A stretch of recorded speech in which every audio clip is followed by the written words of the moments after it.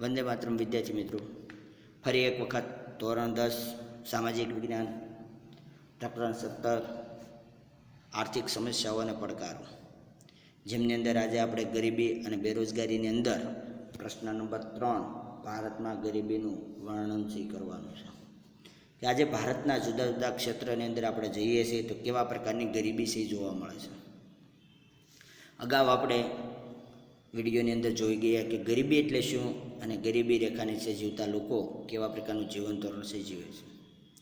જેમને પોતાની પ્રાથમિક જરૂરિયાતો રોટી કપડાં અને મકાન પ્રાપ્ત થતું ન હોય તેવા લોકોને ગરીબી નીચે જીવતા લોકો તરીકે ઓળખવામાં આવે છે. તો આજે ભારતની અંદર ગરીબીનું વર્ણન એટલે કે ભારતમાં ગરીબી કેવા પ્રકારે છે તેના વિશે થોડીક માહિતી છે મેળવીએ. જેમની અંદર કહેવામાં આવ્યું કે ભારતમાં આયોજન પંચે ઈસવીસન 2011-12માં ગરીબી રેખા નક્કી કરવા માટે ગ્રામીણ ક્ષેત્ર માથાદીઠ ખર્ચ 816 રૂપિયા એટલે કે કુટુંબ દીઠ ખર્ચ 4080 અને શહેરી ક્ષેત્રમાં માથાદીઠ ખર્ચ 1000 એટલે કે 5000નું પ્રમાણ છે નક્કી કર્યું. કહેવાનો અર્થ કે કુટુંબના જે સભ્યો છે તેની વાત કરવામાં આવી કે ગરીબી રેખા નીચે જીવતા લોકો કોને કહી શકાય. એક વ્યક્તિ લીધો ગામડાનો, એક વ્યક્તિ લીધો શહેરનો. ગામડાની અંદર વસવાટ કરતું જે કુટુંબ છે તેમાં એક વ્યક્તિ પાછળ મહિને 816 રૂપિયા ખર્ચ કરવામાં આવે. એમની પાછળ જો 816 રૂપિયા ખર્ચ થતો હોય અને એના કુટુંબની પાછળ 5 સભ્યોનું કુટુંબ હોય એમની પાછળ 4080 રૂપિયાનો ખર્ચ થતો હોય તો એને ગરીબી રેખા નીચે જીવતા લોકો કહેવાય. એક મહિનાની અંદર 5 વ્યક્તિ પાછળ 4080 રૂપિયા. બીજું ઉદાહરણ કીધું શહેરની અંદર વસવાટ કરતા હોય. શહેરની અંદર વસવાટ કરતા એટલે લોકોની આવકનું પ્રમાણ છે ખૂબ ઊંચું હોય. તો ગરીબ કોને કહેવાય? ગરીબી રેખા નીચે જીવતા લોકો કોને કહેવાય?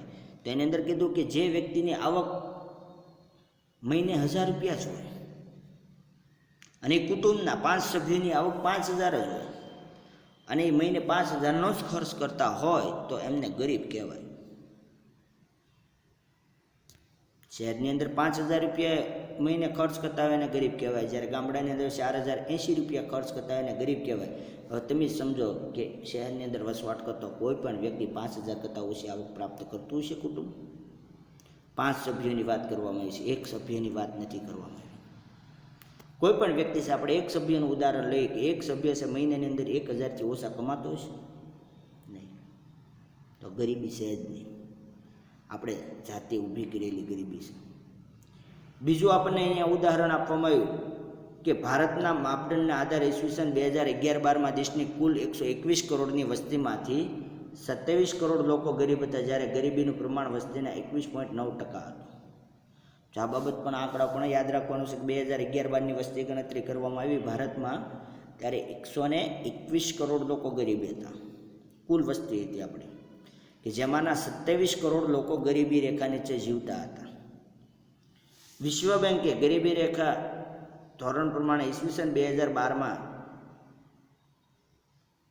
2008ના ભાવોના આધારે માથાદીઠ દૈનિક આવક $1.90 નક્કી કરી.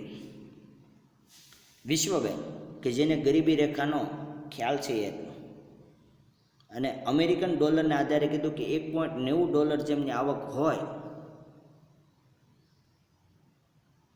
એના કરતાં જો નીચી હોય એને ગરીબ કહેવાય ને એના કરતાં વધારે હોય એને ગરીબ ન કહેવાય. એટલે પર ડે 100 રૂપિયા ગણી દેવાના આપણે. વિશ્વ બેંકના અહેવાલ મુજબ ઈસવીસન 2010માં ભારતની કુલ વસ્તીના 121 કરોડમાંથી 45.6 કરોડ લોકો ગરીબ હતા, એટલે કે કુલ વસ્તીના 32.7% લોકો ગરીબી રેખા નીચે જીવતા હતા. આ વ્યાખ્યાને અનુરૂપ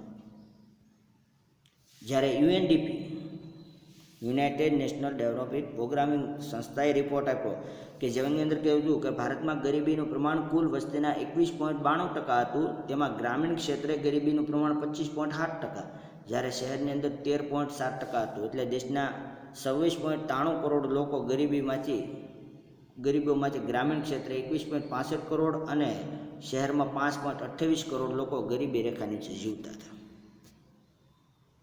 આપણી જે કુલ ગરીબી છે 21.92%, એમાંથી એને કીધું ગામડાની અંદર 25.7% લોકો ગરીબ છે અને શહેરની અંદર 13.7% લોકો ગરીબ છે. તો કુલ વસ્તી આપણી 26.93 કરોડ વસ્તી છે એ ગરીબી રેખા નીચે આવી. તો એમાંથી 21.65 કરોડ લોકો ગામડાની અંદર ગરીબી રેખા નીચે છે, જ્યારે શહેરની અંદર 5.28 કરોડ લોકો ગરીબી રેખા નીચે છે. સાથે સાથે બીજું પણ કીધું કે ભારતમાં ગરીબીના પ્રમાણમાં આંતરરાજ્ય અસમાનતા પ્રવર્તે છે. ભારતમાં ગરીબીનું સૌથી વધુ પ્રમાણ છત્તીસગઢ રાજ્યની અંદર 36.93% છે અને સૌથી નીચું પ્રમાણ ઓછું પ્રમાણ ગોવા રાજ્યની અંદર 5.9% જોવા મળે છે. આ એક વિકલ્પ ખરા ખોટાને ખાલી જગ્યાની અંદર યાદ રાખવાનું કે ભારતમાં સૌથી વધારે ગરીબી ક્યાં છે તો કે છત્તીસગઢની અંદર, અને સૌથી ઓછી ગરીબી ક્યાં છે તો કે ગોવાની અંદર. ભારતમાં છત્તીસગઢ, અસમ, ઉત્તર પ્રદેશ, મણિપુર, બિહાર, અરુણાચલ પ્રદેશ, ઝારખંડ, ઓડિશા વગેરે રાજ્યોની અંદર સરેરાશ પ્રમાણ 30%થી વધારે છે, જ્યારે ગુજરાતની અંદર ગરીબીનું પ્રમાણ 16.63% છે. જે અહીંયા તમને નામ આપવામાં આવ્યા છે કે ભાઈ છત્તીસગઢ, અસમ, ઉત્તર પ્રદેશ, મણિપુર, બિહાર, અરુણાચલ પ્રદેશ, ઝારખંડ, ઓડિશા વગેરે રાજ્યોની અંદર ગરીબીનું પ્રમાણ કેવું છે? 30%થી વધારે છે, જ્યારે ગુજરાતની અંદર 16.63% છે. પછી આપણે કીધું ગ્રામીણ ક્ષેત્રે ગરીબી, તો કે ગ્રામીણ વિસ્તારમાં વસતા ગરીબોમાં મુખ્યત્વે જમીન વિહોણા ખેતમજૂરો, જેમની પાસે જમીન નથી તેવા, ગૃહ ઉદ્યોગ કે કુટીર ઉદ્યોગના કારીગરો, સીમાંત ખેડૂતો, ભિખારીઓ, વેઠિયા મજૂરો, જંગલ કે પહાડી વિસ્તારમાં રહેતા લોકો, જનજાતિઓ, કામચલાઉ કારીગરો વગેરેનો સમાવેશ આજે ગ્રામીણ ગરીબીની અંદર થાય છે. ખાસ યાદ રાખવાનો છે 1 ગુણના પ્રશ્નની અંદર અથવા તો 2 ગુણના પ્રશ્નની અંદર કે ગ્રામીણ ગરીબીની અંદર કોનો સમાવેશ થાય છે.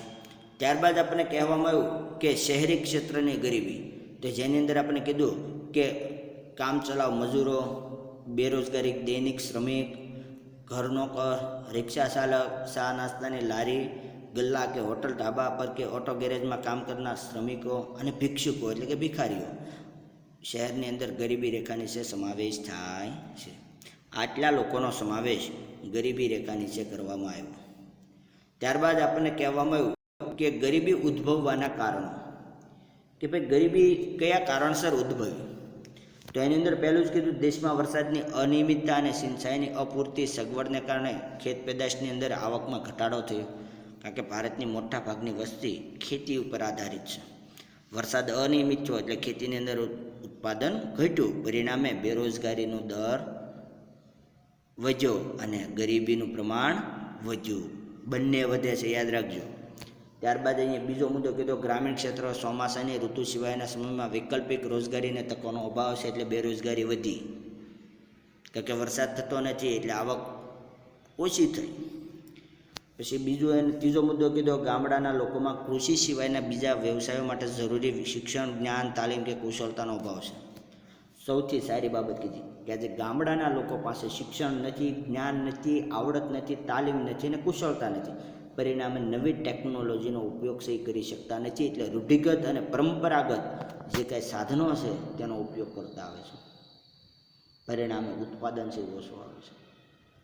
ત્યારબાદ કીધું જ્ઞાતિ પ્રથા તેમજ રૂઢિ રિવાજો પાછળ ગજા ઉપરાંત ખર્ચ કરવાથી લોકો દેવાદાર બને છે. આજે આપણા સમાજની અંદર બહુ બધી પરંપરાઓ અને રીત રિવાજોનો ઉજવણી, દેખાવ અને એની પાછળ ખર્ચ એનું પ્રમાણ છે વધે છે. ત્યારબાદ આપણે કીધું કે દેશમાં નિરક્ષરતાનું પ્રમાણ વધારે હોવાથી વ્યક્તિ શોષણ અને અન્યાયનો ભોગ બને છે. સરકારી યોજનાની માહિતીના અભાવે ગરીબોને લાભ મળતો નથી.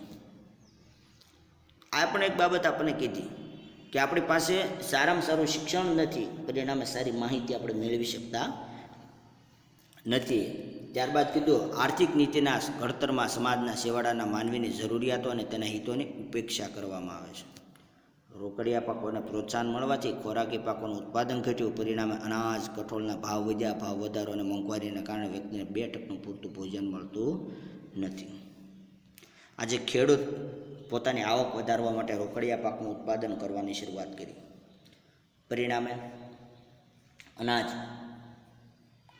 બાજરી, ઘઉં આ વસ્તુનું ઉત્પાદન ઘટ્યું, કઠોળનું ઉત્પાદન ઘટ્યું. પરિણામે બજારની અંદર એ વસ્તુની માંગ છે વધી અને પરિણામે ભાવ છે વધ્યા. એટલે આ ગરીબ લોકો છે એ વસ્તુ ખરીદી શકતા નથી. ત્યારબાદ આપણને કહેવામાં આવ્યું કે પોષણક્ષમ આહારના અભાવે ગરીબો નાના મોટા રોગોથી ભોગ બને છે. પરિણામે તેમની સારવારનો ખર્ચ વધે. જ્યારે આવકમાં વધારો થતો નથી, તેથી ગરીબો આર્થિક સ્થિતિ સુધરતી નથી. ટેકનોલોજીમાં ફેરફાર થતાં ગામડામાં પરંપરાગત વ્યવસાયો, કુટીર ઉદ્યોગ અને ગ્રામ ઉદ્યોગો પડી ભાંગ્યા, તેથી બેકારીમાં વધારો થયો. દેશમાં વસ્તી વધારાનો દર વધ્યો, મૃત્યુદર ઘટ્યો, લોકોના સરેરાશ આયુષ્ય દરની અંદર વધારો થયો. પરિણામે સમાજમાં શ્રમની માંગ કરતાં કામ કરનાર વર્ગનો વધારો થયો, જેથી બેકારી વધી. આ બાબત છે અહીં આપવામાં આવે છે કે આજે જેમ જેમ ટેકનોલોજી આવતી ગઈ, પરિણામે ગામડાઓ છે ભાંગતા ગયા, કારણ કે ગ્રામ ઉદ્યોગ અને કુટીર ઉદ્યોગ છે બંધ થયા. બીજું, આરોગ્યની અંદર જેમ જેમ આપણે સુધારો કરતા ગયા એટલે વસ્તી વધતી ગઈ, મૃત્યુદરની અંદર ઘટાડો થતો ગયો, એટલે આયુષ્ય દર છે એ વધતો ગયો. પછીનો મુદ્દો આપણને કીધો કે જીવન જરૂરિયાતની વસ્તુની માંગ સામે પુરવઠો ઘટતા ભાવો વધ્યા, લોકોની ખરીદ શક્તિ ઘટી, પરિણામે જીવન ધોરણ નીચું ગયું અને દેશમાં ગરીબીનું પ્રમાણ વધતું ગયું. આમ ભારતની અંદર ગરીબી વધવા પાછળ કોઈ એક કારણ જવાબદાર નથી, ઘણા બધા કારણ છે જવાબદાર છે. ટૂંકમાં આપણે એમ કહી શકીએ કે એક વરસાદ અનિયમિત હોવાના કારણે દેશની અંદર ગરીબીનું પ્રમાણ છે સતત વધે છે. બીજું, ચોમાસાની ઋતુ સિવાય એમની પાસે કોઈ કામ નથી. જ્ઞાતિ, રીત રિવાજો, એની પાછળ થતો ખર્ચ. બીજું, ટેકનોલોજી, કુશળતા અને આવડત ન હોવાને લીધે સારી ટેકનોલોજી ઉપયોગ કરી શકતા નથી. આમ અલગ અલગ ઘણા બધા કારણસર ગામડાની અંદર વસવાટ કરતા જે લોકો છે, શહેરની અંદર વસવાટ કરતા લોકો છે, એ ગરીબીની અંદર ધકેલાતા હોય છે. વંદે માતરમ વિદ્યાર્થી મિત્રો.